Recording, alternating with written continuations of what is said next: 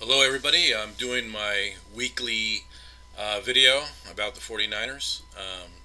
And and the 49ers are in the news. There's more things in the news going on. The 49ers just hired Shane Day for quarterback coach. And he looks, I've read his credentials. He seems like he's a pretty he may be a pretty good guy to have. I mean, he worked with the Washington Redskins, the Chicago Bears. He's been a quarterback coordinator. He's worked with the offensive line and tight ends. So he's got his history with teams and his credentials. But I would have probably much preferred Jeff Garcia because Jeff Garcia, I would rather have somebody who plays the quarterback position rather than, because he knows that position. And he knows, in fact, Jeff Garcia has even had, I read somewhere long ago that he even has his own quarterback school where he teaches youngsters, younger guys, how to play the position, teaching them techniques and all this and that. So he would be a definitely good teacher to have as a coordinator. But this guy that we got, Shane Day, he is going to be the quarterback coordinator, and we'll just have to see where that goes from there. He's going to be the quarterback coach, and so that we'll see where that goes. But Shane Day, he's got experience. In fact, I think that he's even coached or was a coordinator back with the 49ers back in 2007 and 2008, 9ish, somewhere around there. So he has his familiarity of the area. But he sounds like he could be a pretty legit guy. We'll just see how that goes. There are other positions though of our coordinators that we've lost some coordinators, so we have areas where we need to fill for those those jobs. So we'll see where we go with that. And also Antonio Brown. There's even more about Antonio Brown in the news again, and it seems like he's still continuing his campaign of wanting to join the 49ers, become hold on a minute here. But anyways, he seems to be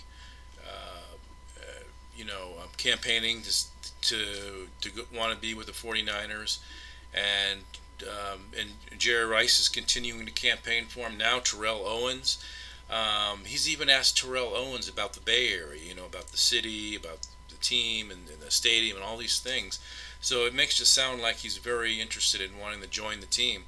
However, I did hear in the news not too long ago that there's a possibility that he is kind of maybe leaving the door, or the Pittsburgh Steelers are still leaving the door open for him if he wants to come back, and he's maybe not ruling that out. We'll just see how this goes, how this develops throughout the week, and so on. So yeah, that one thing, and I think it's important to have Antonio Brown for wide receiver. I would love to get him, because think about this: when you have a wide receiver like that, it opens up all kinds of possibilities.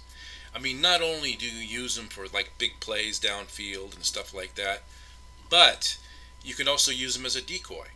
It creates other guys to get open, like George Kittle, Pettis, Goodwin. It leaves other receivers and tight ends open. So that's really important to have them, because that really would give our offense a boost and give it an advantage. We need that receiver. I don't care what anybody says. I hear people say things like, "Oh, we'll just get by." No, no, no, no. We need a big time receiver. I don't want to give up. I don't want to give up that first round pick though to get him, because I believe that pick is going to be an important one. Maybe we can give up a second round pick or third round pick in the future or whatever, but I would not give up that first round pick. But he is definitely something that we would need, and I would very much uh, would like to get him. But we'll see how that goes. A couple of weeks ago, I was watching the NFL Network, and I swear, Deion Sanders must hate the 49ers, really.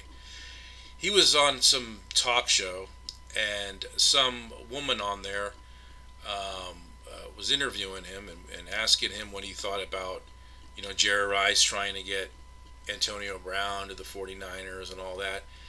And what Deion Sanders said was, I can understand why he may want to go there for more money because they have a large salary cap there, and maybe he would want to go to a place where he can get more money.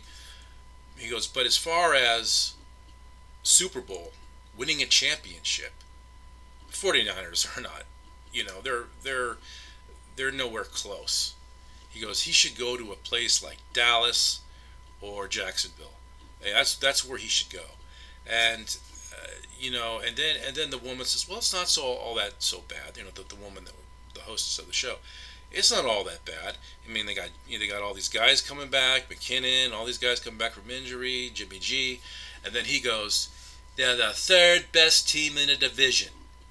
They're the third best team in the division. And he said it that way because I think he said it that way to get under our skin, us 49er fans. I think he said it that way just to get under our skin, and because he doesn't like the 49ers. Yeah, he went to Dallas, and he thinks more like a Dallas Cowboy. I mean, the guy, as far as I'm concerned, he was only there for the ring. Back in '94, he was only there for the ring. He only, he just, went along for the ride just so he can get a ring. And I don't even think he bonded with anybody on that 49er team. I really don't. I mean, guys like Ricky Waters are all wearing the bandanas and stuff like he was wearing. But I don't think he really bonded with any of those players on that team. And then after that season, he turned into a traitor. He went to Dallas, and was more enthusiastic about playing for them than he did the 49ers. So I don't care what Deion Sanders says. When he says that stuff about the 49ers and Antonio Brown shouldn't go to the 49ers because he'll never win a championship with them. This is what I have to say about that. The 49ers are going to get their guys back from injury. We're going to get guys in the draft. We're going to get guys in free agency. We got new coaches coming, and we're going to get better. And if we have Antonio Brown, that will make it, or a receiver like him, that will get us to that next level, or to a little bit of a higher level. It'll make us more competitive, and we will win a lot of games. So, Deion Sanders is just basing all this off on this last season that we just had. And, next season's a whole different ball game. So I don't know what he's talking about, when he says that.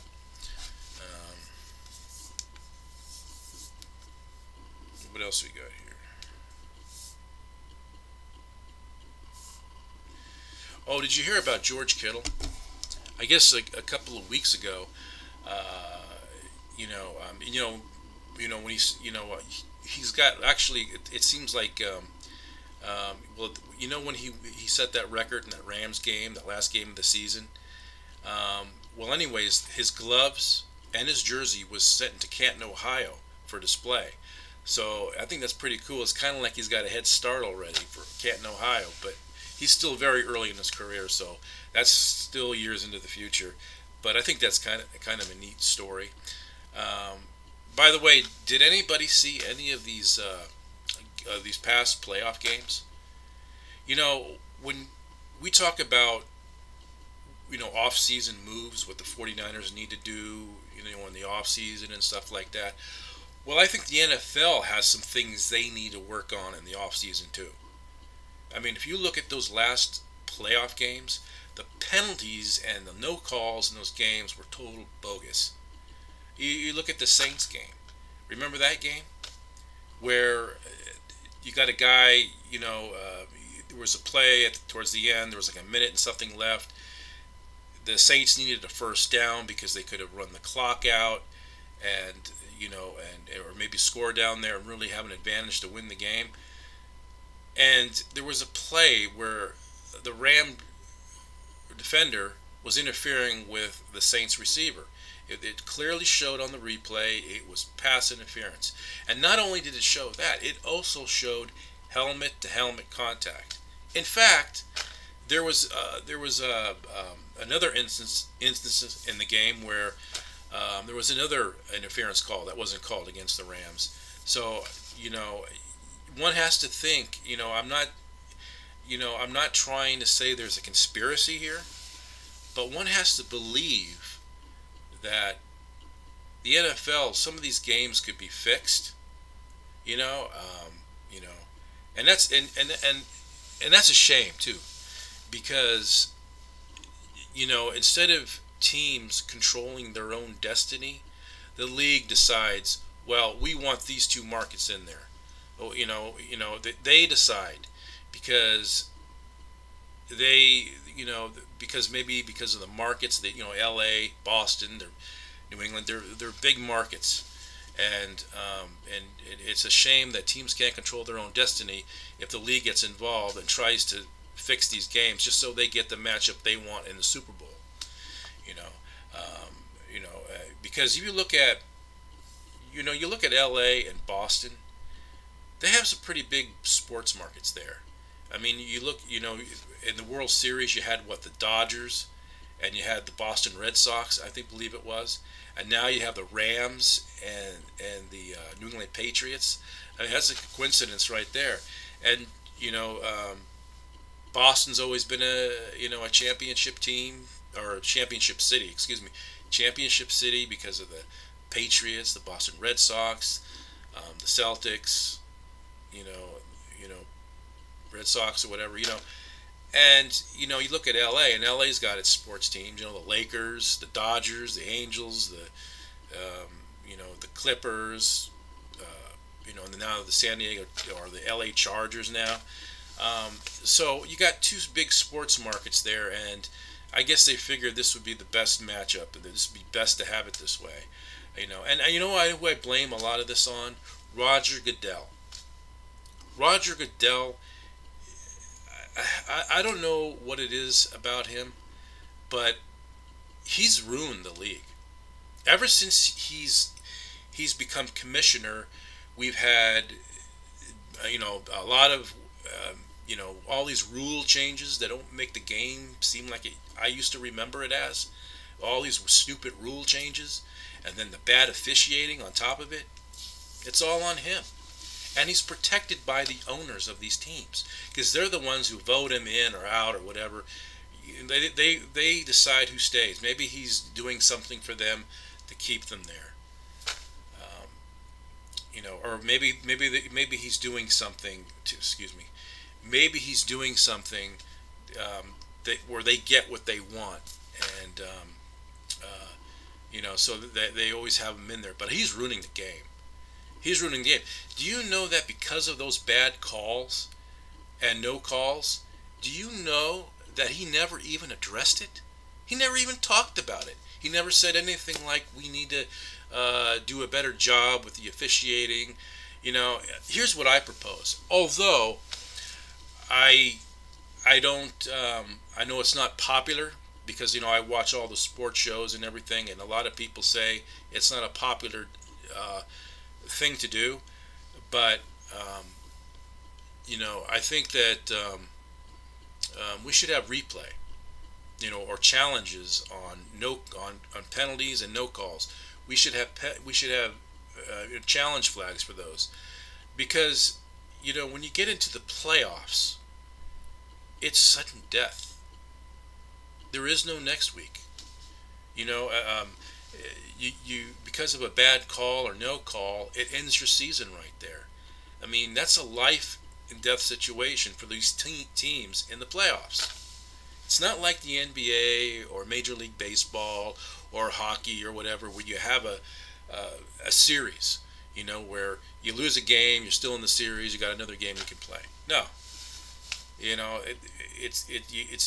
either do or die. If you can't, you clean out your locker the next day. That's how it is.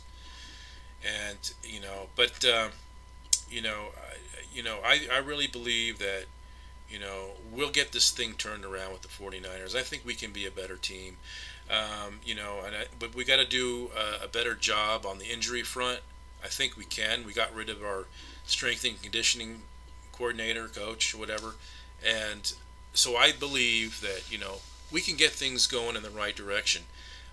But that number two pick is really important, or in the first round, because we need an edge rusher. I used to be a Bosa guy, but not but because of him getting injuries and because of him not playing much, it makes me very weary of him. So I'm kind of becoming more of a Josh Allen guy. I mean, the guy can do so much. He's a beast. He can cover at times. He's very aggressive. I like him, and I think most of the fans are starting to lean towards him. But if we don't get him, I'll accept Bosa. I'll accept Bosa, and and hopefully we can keep him healthy and get him to play more. But we'll see how that goes. But yeah, we got some things that certainly can really work out for us down the long road, and you just got to keep that faith. But anyways, that's all I wanted to talk about. Until my next video, we'll see what happens. During the week, probably more news coming, and so that's all I wanted to mention. We certainly need to. We have coaching areas that we lost some coordinators. We got to get those areas filled in. So that's all I wanted to say, and everybody have a good week, and I'll talk to you until next week.